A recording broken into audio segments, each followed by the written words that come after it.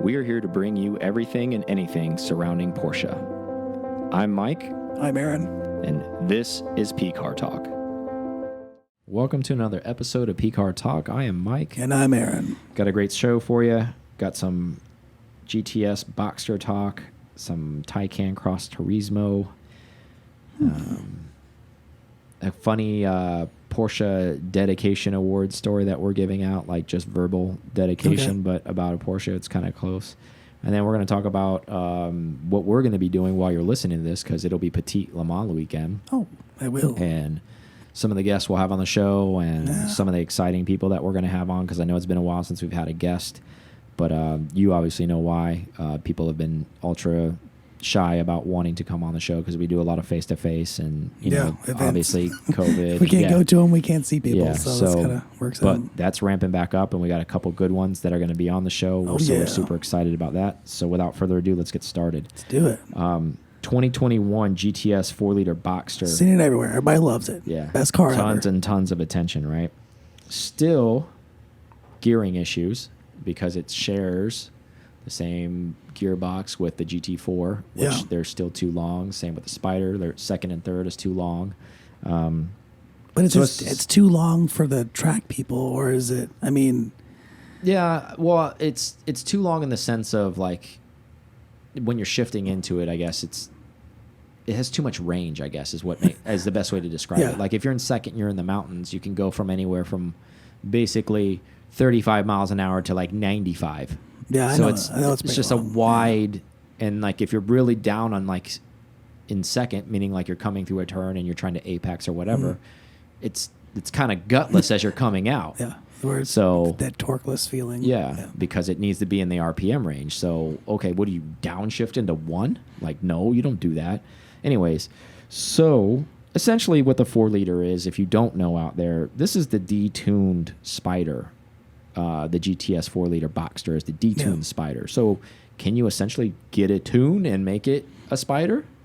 What are your thoughts on that? Is it Spyder-esque now, even though it's a Boxster and it's way cheaper because it shares the same power plant? I imagine like anything else, you can probably get it close, but you're not going to get it exact. Exactly, right? It's not a Spyder. Exactly. And it doesn't have the cachet of Spyder. Yeah.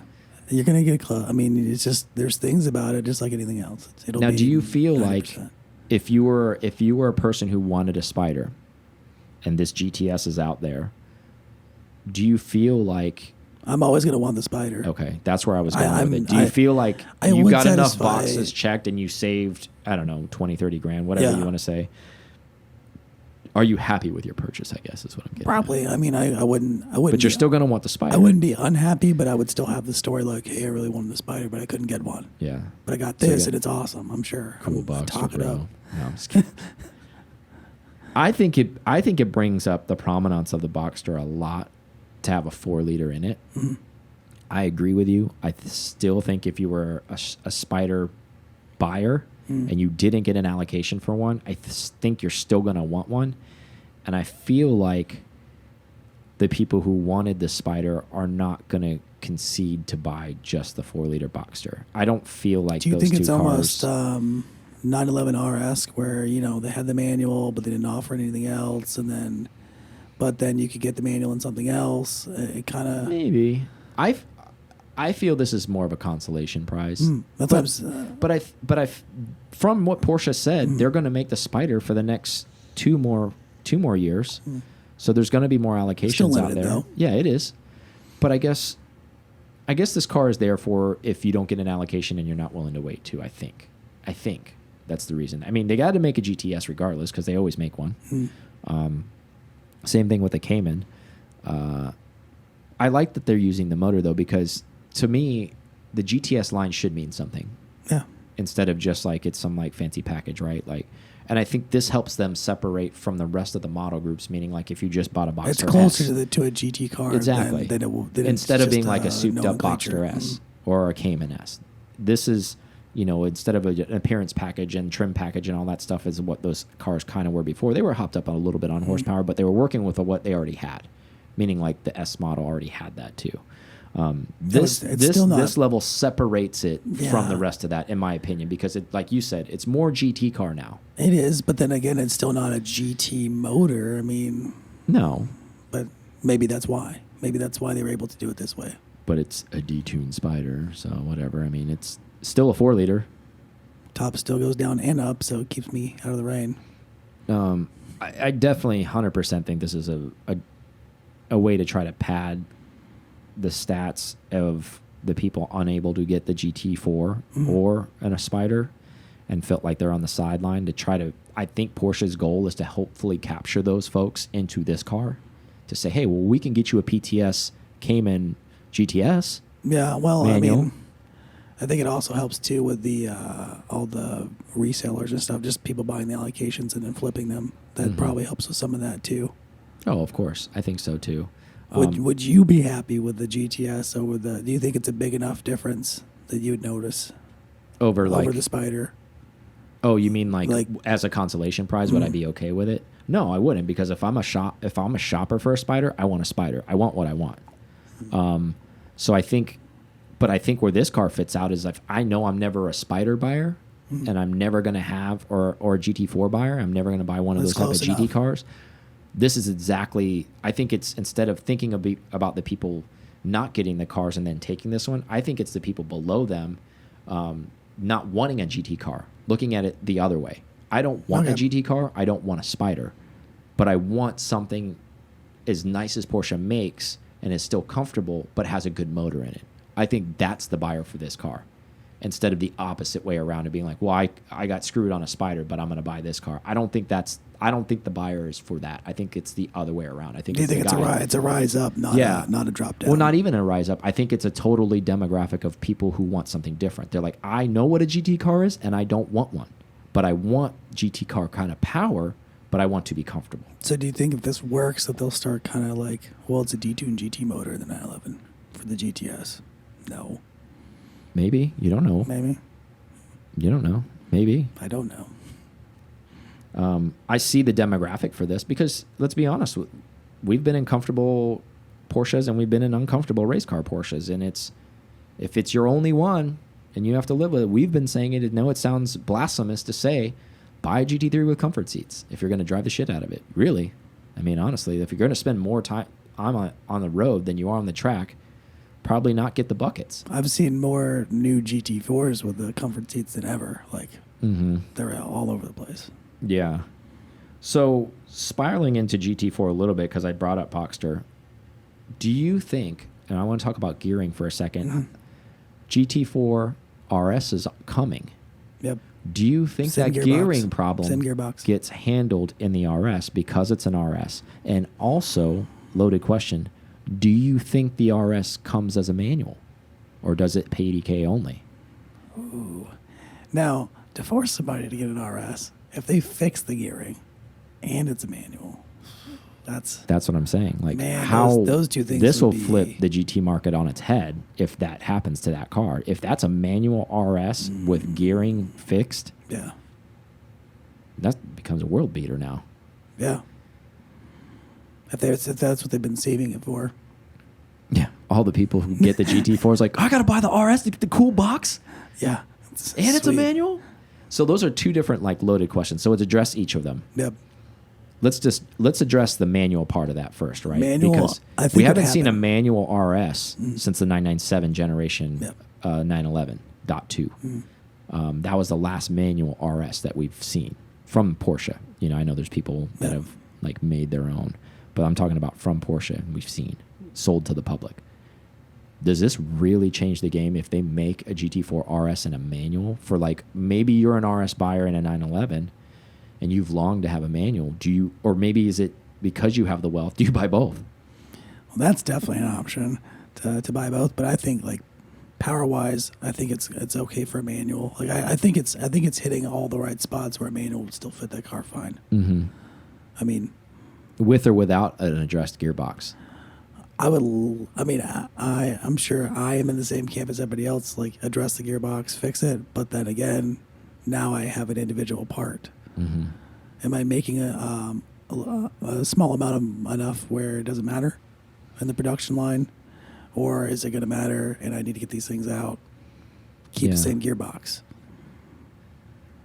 I don't think I still don't think it's not a contention point of it's gonna beat the 911 in something. It might, but if they continue to make the long gearing, well, maybe they shorten the gears but make it a manual, because you know how obviously a manual takes longer to shift. Maybe they just still only offer the 911 GT3 RS and PDK, and that's the separation difference, because even the best driver is not going to be able to keep up with that PDK car around track. Maybe that's beats it in some maybe that's aspects. how they handle it. I think from an enthusiast standpoint and a GT car for the street grouping of people that avidly seek out those cars and try to get allocations for those cars, if this is a manual and the gearing is addressed, I think this car becomes very valuable instantly. I think we're going to see a second coming of people buying cars and flipping them for a lot more money than they are with this particular car. Yeah. If it checks those boxes, when it's 100%, there's a lot of speculation behind it right now. But I'm saying if those two boxes are checked and it's actually a manual RS and the gearings are addressed, wow, watch out, because people are probably going to be fighting each other for allocations. And then once you do get an allocation, good deals on a GT4, because everybody's gonna be dumping those things trying to get a GT4 in a heartbeat. Be like, man, it's got the gearing, it's fixed it. Why'd I buy this one? All that stuff's gonna happen. I think it could support a manual. What I think is gonna happen is, I think it's more gonna be, I don't think the gearing will get addressed, but I think it might be a manual RS. And I'm kind of like on board with you for the simple fact that they want there to be a big gap between Big Brother and Little Brother, right? Still, meaning 911 and Cayman in-house. Whether anybody wants to admit that or not, that's really the case. Now, we do know there's obviously aftermarket sources to fix that gearing ratio, 2, 3, 4. I think SharkWorks is one of them that does it. Sure. And it ain't cheap. No. But it really addresses the car. I haven't driven one personally, but I have been told, and I do believe the sources, that it's night and day difference in kind of way the car should have been. And we know why it wasn't that way, right? Again, back to the addressing of, we don't want it to be too close like to the other one. We want there to be at least a significant gap between the two, because you don't want your Halo car and your new and up and comer to be real close, regardless of how many people out there are. It's not a dailyable option. Yeah, they came in diehards out there like, oh yeah, they're just afraid of. It's like, come on, let's think from a business perspective, long term. Been making the 911 since the 60s. Yep. You're not going to just let some Cayman that started getting made in, what was it, 06, I think was the first time it came out. Yeah, somewhere around 14 years of hardcore lineages, just unknock off the Halo car of your brand. You can't allow it from a business perspective. It just can't happen. Yeah. So I don't blame them for it. I understand why they do what they do, and I know there's a lot of Cayman people that probably listen to us and are like, that's bullshit, da-da-da-da-da. Okay. Go to SharkWorks, spend the money. Go do laps around 911 GT3s then. Who knows? I mean, whatever. Yeah, I mean, there's that. I mean, there's the club sports out there for the real track hardcore people. Yeah. Just like anything. There's a cup car available. There's all this stuff. So it's all relative. It's all fighting stuff. What are they going to complain about once they fix the gearing in the manual and have a manual transmission in RS? But they don't offer it in the GT4. It's down on power. It's heavier. They put they BOP'd it. They BOP'd it, yes. They hindered it. They actually put lead bricks in it to make it slower than the 911. Do it. They're scared. 911 boys are scared of the Cayman. All right, Cayman faithful. We don't hate you guys. We're just saying we get it. But, I mean, like circling back, closing out on that, it'll be a world beater if they make it manual and they adjust the gearing. That car will sell like hotcakes. I think it'll. But, again, you got to think of marketing, right? They don't want it to overshadow their GT3 and GT3 RS model either. They don't want people being like, I came in for the GT4 RS. I don't want the 911 RS.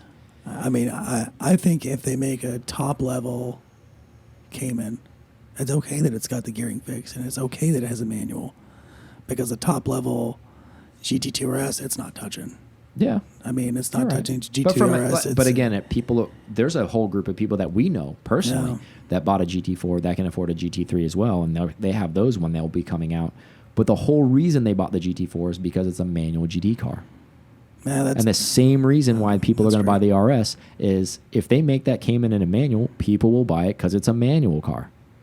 Because it's so hard to find a modern track-focused car like a GT car, factory manual, unless you're buying a club sport or you're buying something without a VIN that you can't legally register. And the new GT4 is great. I mean, RS is going to be even better. No, so. Of course. More power, just better everything, right? Amped up, steroids. Yeah, better gearing manual. Yeah. All right. 2021 Porsche Taycan Cross Turismo spotted in the wild charging. So somebody's actually driving one now. That's not around the... Exactly. Spotted in Norway doing stuff out there. Thoughts on this? Good looking car, bad looking car? It's cool, I guess. Yeah? I don't... Man of many words. Yep. It's great. No, I mean, I do like that. I like that they're doing something different right off the bat with the car. It's not just... They're not just keeping a sedan. It's the Taycan really hasn't been out there that long, and we're already seeing a variation of it. Yeah. That's really... It's cool. And they need it out in Norway, and they need it out in other regions. I think we're going to be plagued by the same thing that we always are in the U.S. We're just not going to see it. Well, there's just not a lot of buyers for estate wagons in the U.S. It's just never been that way. U.S. people don't want this stuff. They don't really... It doesn't really make sense. People see that instantly, and there's many people that I talk to that are car people, but not car people, and they're like, it's a station wagon. The only Sport Turismo e-hybrid I've seen... It's a hatchback. I don't like it. Like Panamera was the one we drove. Yeah. And a GTS that was an Amelia. That's Jeff Swart has one. What's that saying? They're cool. Jeff's cool. Yeah, so Pat Long had a Sport Turismo. Yeah. All the cool people have a Sports Turismo. Yeah. So, that's what I was going to bring up. I was like, do you think it's going to actually do better than the Panamera Cross Turismo? Or is it going to do probably about the same, you think? Probably about the same. I don't think it's... I think it's going to change at least in the U.S., right? Because I think people in the yeah. U.S. just have that stigma around like get a truck, hatchbacks or station wagons or whatever you want to like, whatever category they fall in, estate, cars, whatever, you know. I like the idea of it. I think the body lines actually look cooler. Oh, yeah. I like it. But that's just me. Aesthetically, and this comes down to sales. I'm not a buyer for one of these things brand new. I don't have 200K. And let's be honest, like the same thing with the Panamera Cross Turismo Sport Turbo SE Hybrid, long convoluted name. The one we drove, even after like MSRP was over 200K. Yep. And it was used at 165. Yeah. And that used was like 300 miles.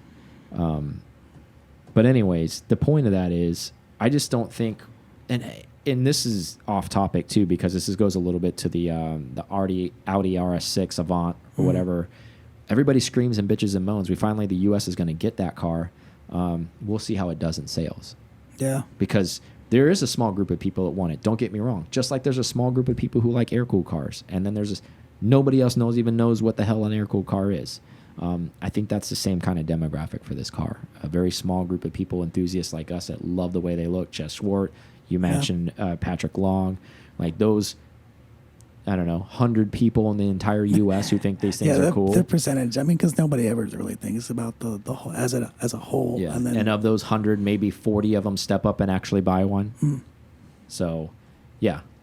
Good luck seeing probably one of these around ever.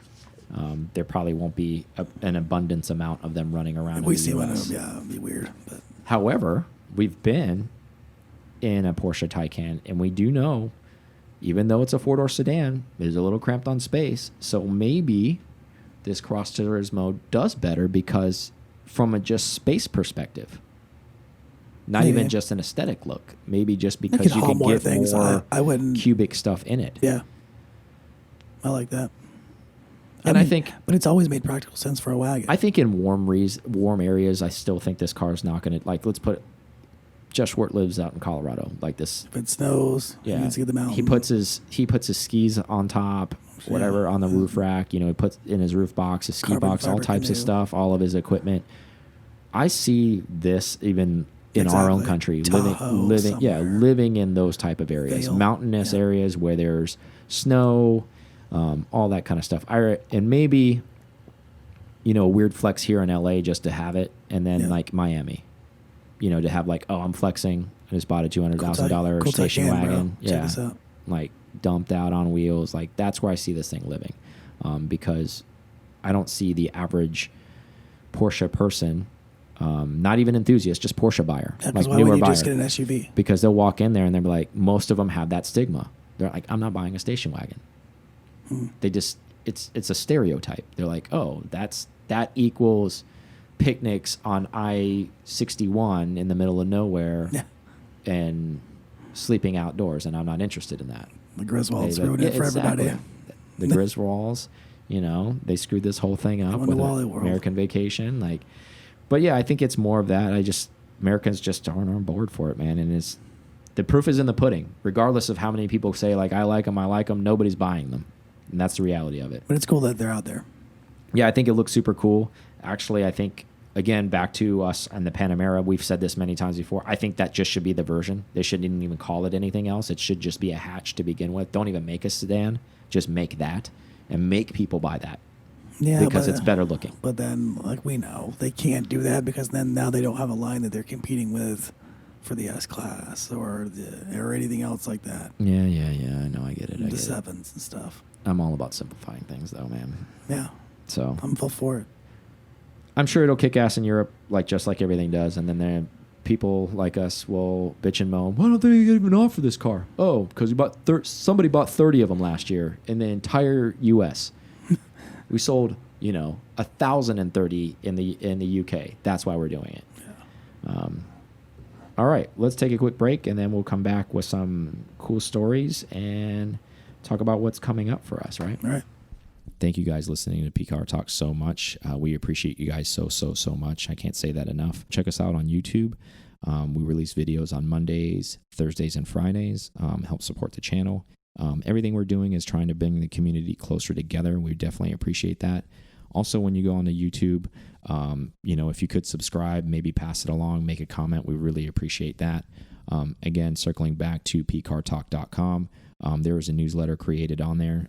Please put your information in there. That way we can keep you up to date on anything that's coming forward and anything that we're going to be doing moving forward and all the exciting things that are coming out. Now back to the show. We are back from break. So we have an interesting story coming to us from the UK. Apparently, this gentleman, he's got a 944. He's got it street parked outside in front of his house. If you've never been to England before, parking's tight. Or Europe in general, yeah. And the roads are tight. So this car that he's parked out front is on the yellow line, front tire. Okay. Normally, it just gets cited, I guess, for that because they're super strict because of space. Mm. So instead of citing this, they were going to actually tow his car. Interesting. Impound it, I guess. And this background story that I guess the police chief of this or the constable of this area doesn't like this gentleman very much, apparently. Okay. So there's history there. So I don't know the details of it. We won't get into the weeds, but I'm just painting a picture. Those two don't like each other. So they came to tow his car. Mm. So what this gentleman did was pulled out his breakfast table chair, put it in front of the tow truck so it couldn't pull forward. Yeah. And started having tea out there and just hung out there, brought his work laptop and started working while he was out there in the middle of the road for 4 hours straight. His wife is a trooper too because she got behind the tow truck in her chair and wouldn't let it back up. So long story short, they put the car back on the ground and just cited him with a ticket. And so he won. Moral of the story is he won. Seems like it. So he gets our dedication award because this dude is effing nuts, which is cool. Must have been some delicious Earl Grey. Which is so cool that he cared about his 944 that much, and that's why we're bringing this up. Would you do something like that if that happened? If you saw this happening in front of your house? I don't know that had the planning and the operation. I'm sure it didn't unfolded the way it did. I'm sure it wasn't like a plan that it was going to get towed, but he acted quickly and efficiently, apparently, so it worked out. Would you have the stamina to like wait them out? Because essentially, he didn't care. He was just gonna, this is a 4-hour standoff. I don't know that I could do 4 hours outside like that. I'd like to think I could. Yeah. But so they have like laws against. I guess they can't move you. I don't know. Huh. And that's why I said I was like, good for this guy being in the UK because this shit in the US, we got tased. Like if you're out there impeding that, You would be arrested. You would get pepper sprayed. Yeah, 'cause They would physically move you. You'd be moved. Yeah, physically moved. You're like, this is a police operation. You're impeding, and then that would be our. And now you're resisting. That would be our police way of getting away with, touching you and apprehending you and force used and moving sure. you. Mm-hmm. Apparently, you can't do that in the UK. Otherwise, they would have moved him.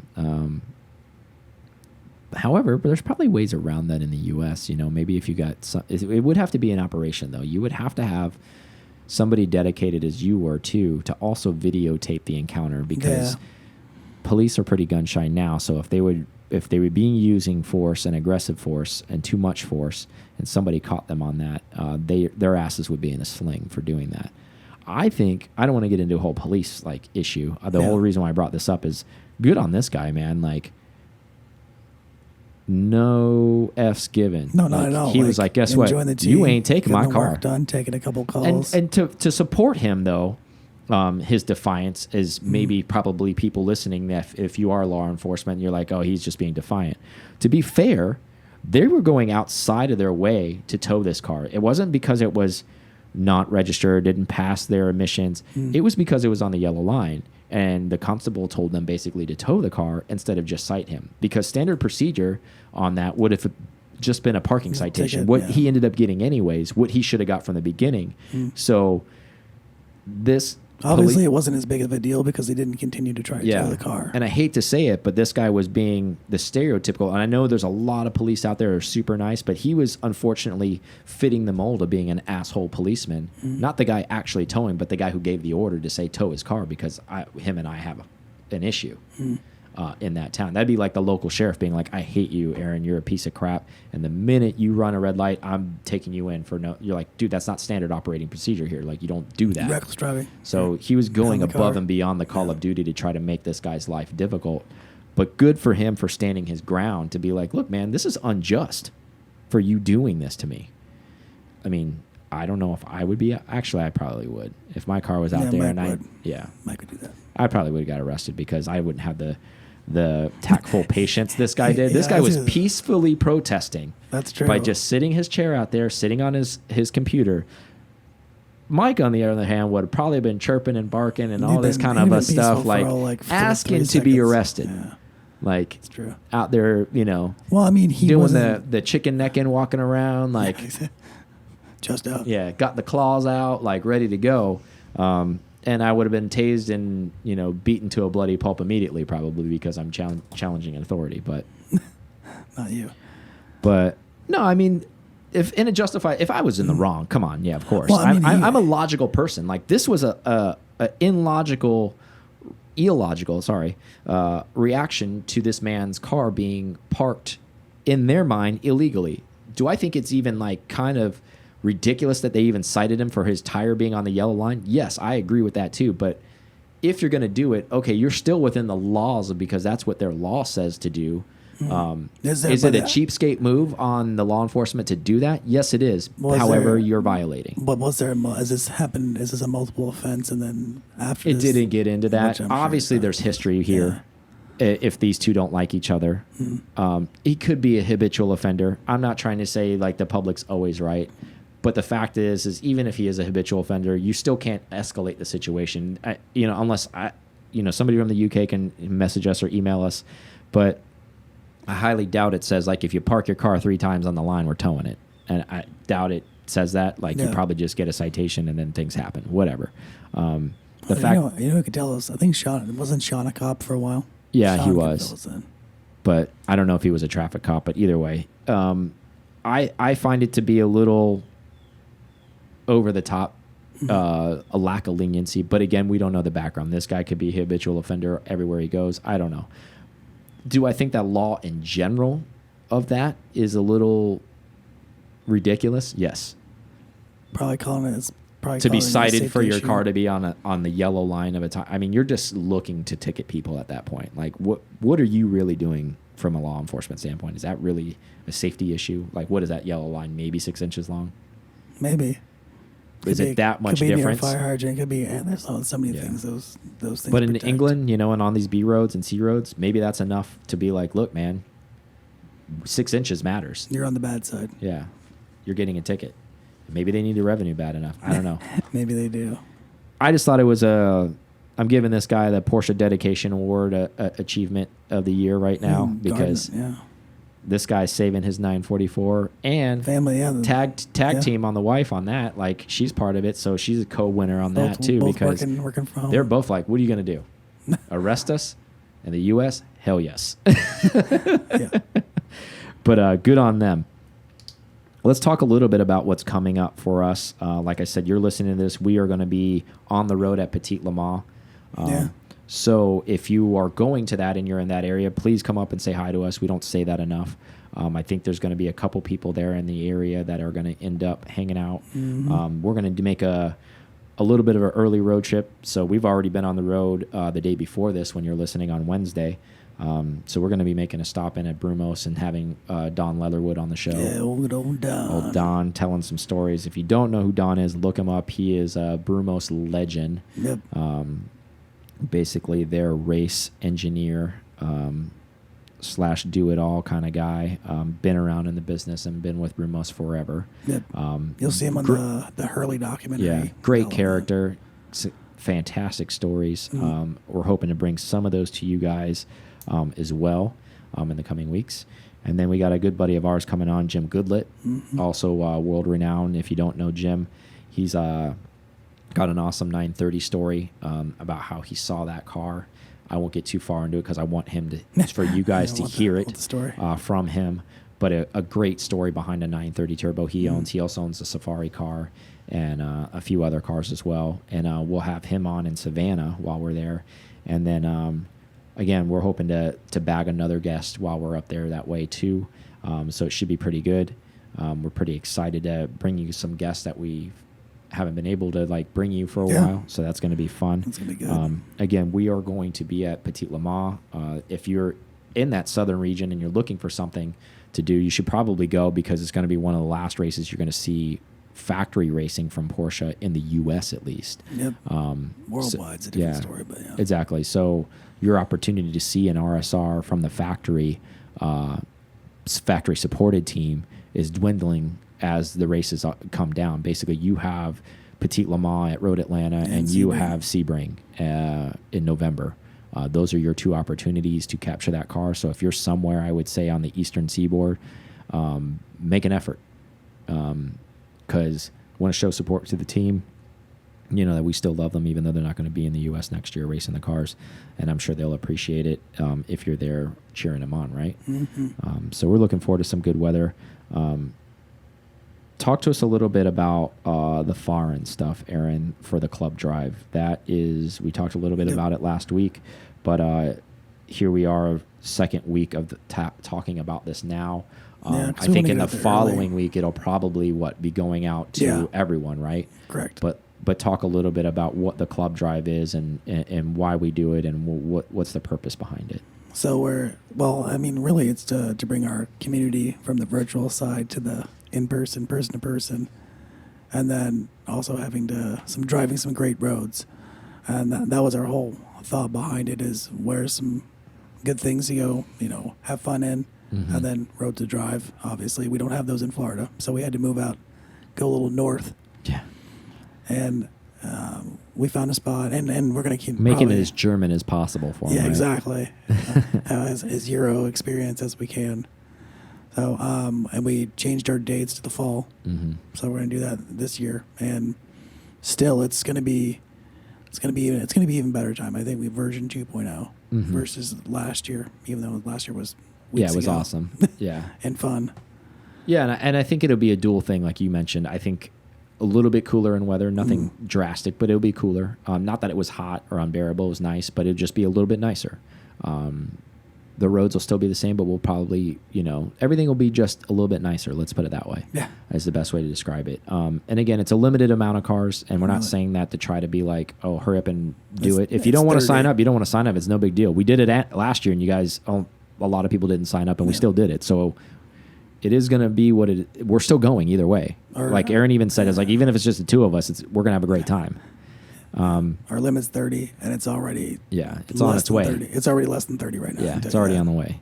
And again, had you not come the first year, you will see the second wave. Everybody who came the first year as a courtesy, we have given them first rights of refusal, and they're getting a 2-week basically head start on that to refuse it, and then you it should goes. see at least 2 emails. I've sent one and I sent a follow up. So. And it's going to go out to the general PCAR club. Club members, and again, you can become a club member and you have eligibility to join this this drive and be a part of it, and we hope you do, because it's great camaraderie. It comes out of it. Some lifelong friendships were kindled while we were at this thing, and they're going to continue to build. If nothing else, just come for the giveaways, right? Yeah, pretty outstanding giveaways. Like we said, we gave away a set of tires last year. We gave away a bunch of Porsche swag that you can't even get. So it's worth that in itself, and the driving experience, and the stuff that you end up getting while you're on the drive as well, and then also the dinner, the final dinner, and then some trophies, right? Some awards that we ended up giving out. So those as well. So it's a win-win for everybody. Again, Aaron and I describe this a lot. We actually, and this is no bullshit, we don't make money on it. We just break even. And the entire goal is to break even on it. And we could make money if we ballooned it up to like 100+ cars probably. And that's pretty much what it takes for these things to make money. You have to have a lot of cars and then bring in a heavy entry price. We're kind of going the opposite with that, right? We're, we've going back as much in the areas we know we can without overextending ourselves. Like obviously not to go in the hole over it. But again, we just want to experience the drive just as much as you guys and have just as much fun as you guys. So we don't mind being the host for that and being the engine that makes this happen and all the catalyst that makes that happen. We just want everybody to have fun, and that's the reason why there's pricing behind it. You pay for dinners, you pay for a potential giveaway, multiple giveaways, you pay for trophies, you pay for all the gear that you end up getting while you're there. That's where all that money's going. It's not going into our pockets. It's going right back into all the stuff that you're getting. So again, we hope to see you guys. We hope we get some more club members out of it so you're eligible to go, because there are club members that have no interest in going because we have them all over the world and some of them can't make it and can't ship a car. And so it would be a good opportunity. But again, first come, first serve, right? So it is. Check your emails if you're a club member. They're coming out, and you guys that have already gone, you should already have your opportunity to sign up. And if you haven't, just like always, just DM. Yeah, don't be shy. And if you're not getting stuff and you're not seeing stuff in emails and you've checked your junk mail, make sure you check that stuff and you haven't deleted it, and you are a club member and you haven't seen the invite or any of that stuff. Again, that'll be coming out to the general club members that didn't end up going last year in the next coming week or two from this podcast. So want to have everything pretty much locked in advance, right? Like the minute you sign up, you'll see where we're going to be staying. I highly encourage you to lock in your stay immediately. I know it sounds really far away because it's September next year, but it'll be on you before you know it. And another reason why you want to lock in your stay right away is because there is another event going on in town, an Oktoberfest event. So think about those people that are going to be visiting that town to do that as well. It was already like, it was busy this last year. Yeah. And so you want to make sure if you want to stay where everyone else is staying, you do that as soon as you can, because otherwise you'll be staying off site, which is not a bad thing. But just remember, you may be driving to some dinners, and that's not going to be fun because a town is going to be super packed. Oh yeah. Well, I mean, we did notice that there was some traffic, not a ton of traffic, but just in general in the town. There's only a limited amount of rooms, and you won't. I mean, if you wait, you're not getting a room, because we thought, there'll be rooms because of what's going on, and it still was sold out. Exactly.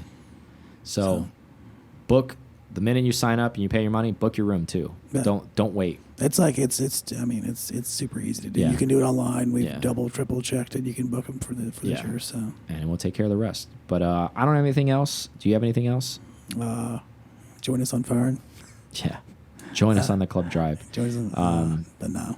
Yeah, the reason why we're talking about it so much is because we've heard from multiple sources, and I don't know if it's just bullshit excuses, but the reason why we're talking about it is because people are like, I didn't even know you were having a drive. I didn't know you were having a drive. That's why we're doing it. Which is like total bullshit, because we blast it out as much as we can, but apparently we don't get it out enough. So we're going to continue to ear rape you about it and try to post it in as many places as long as you don't live under a rock as possible, like either Facebook, Instagram, LinkedIn, whatever, so you can see this stuff. And again, we're not doing it to seek out because a revenue. We just want people to have a good time. And this is something we produce for our club members, almost as a treat to them to say thank you for being a club member. We're going to provide this whole awesome driving event for you, and come out and see us and have fun, right? Yep. Okay. So we'll see you guys on the next one. See ya. Thank you so much for listening to this episode of PCAR Talk. Connect with us on Instagram at PCAR Talk or online at pcartalk.com.